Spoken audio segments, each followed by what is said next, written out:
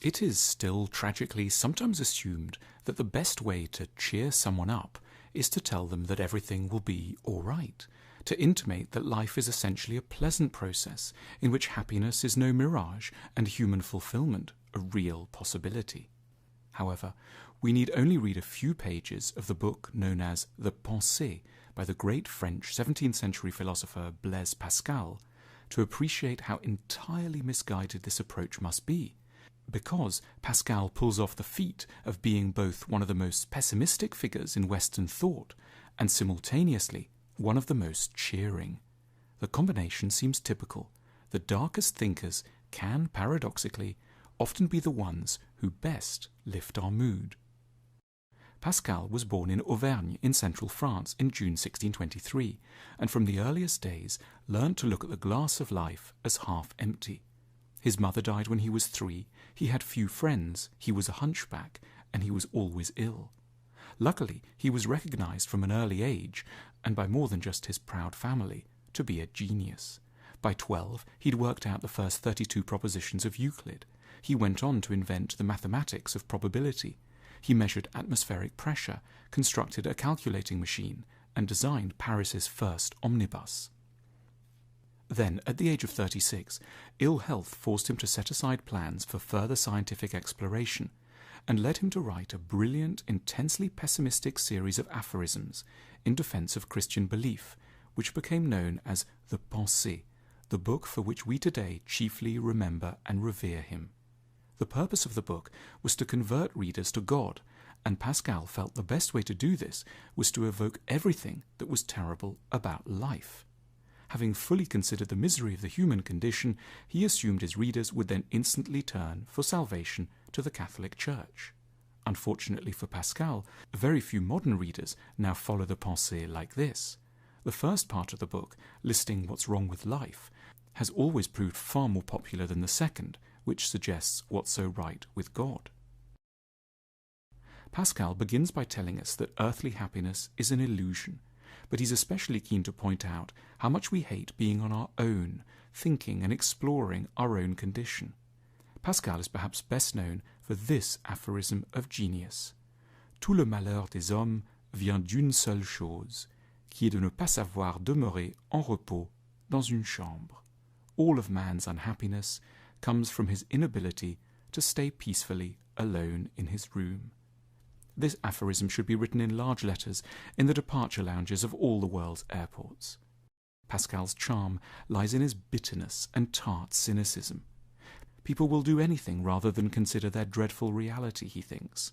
Man is so vain that the slightest thing, like pushing a ball with a billiard cue, is enough to divert him. At the same time, for Pascal, people are tortured by their passions, especially the passion for fame. We are so presumptuous that we want to be known all over the world, even by people who will only come after we have gone. And perhaps the greatest source of suffering is the most banal: boredom. We struggle against obstacles, but once they are overcome, rest proves intolerable because of the boredom it produces.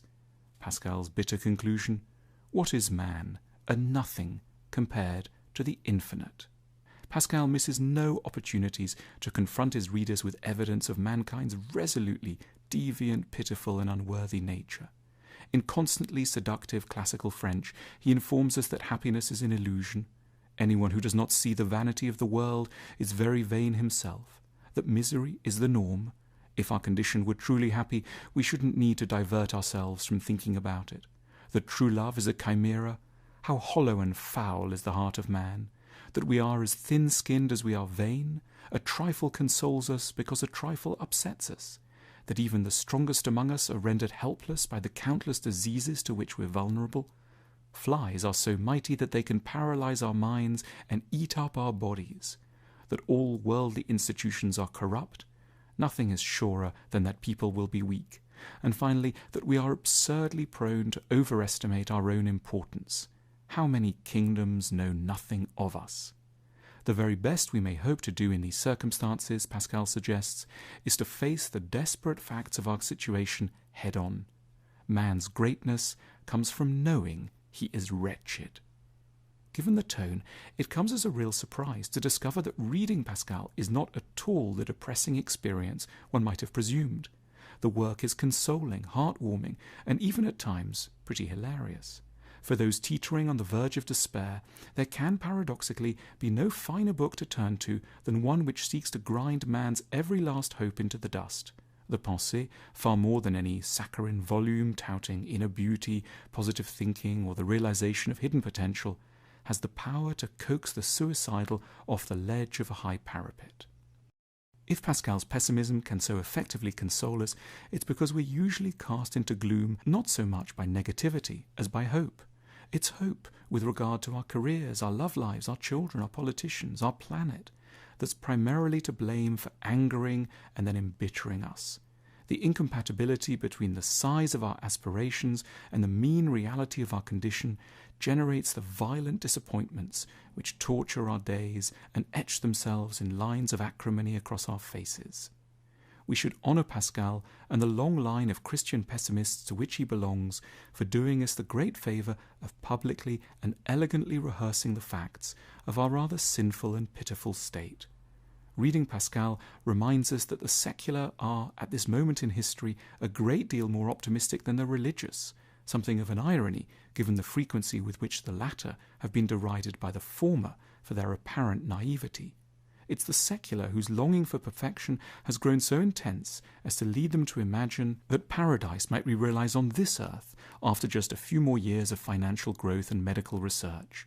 With no evident awareness of the contradiction, they may in the same breath gruffly dismiss a belief in angels while sincerely trusting that the combined powers of the IMF, the medical research establishment, Silicon Valley and democratic politics will together cure the ills of mankind. Religions have wisely insisted that we are inherently flawed creatures, incapable of lasting happiness, beset by troubling desires, obsessed by status, vulnerable to appalling accidents, and always heading for death. Why should any of this be so cheering? Perhaps because pessimistic exaggeration is so comforting. Whatever our private disappointments, we can start to feel very fortunate when we compare our mood to Pascal's. Pascal wanted to turn us to God by telling us how awful life was.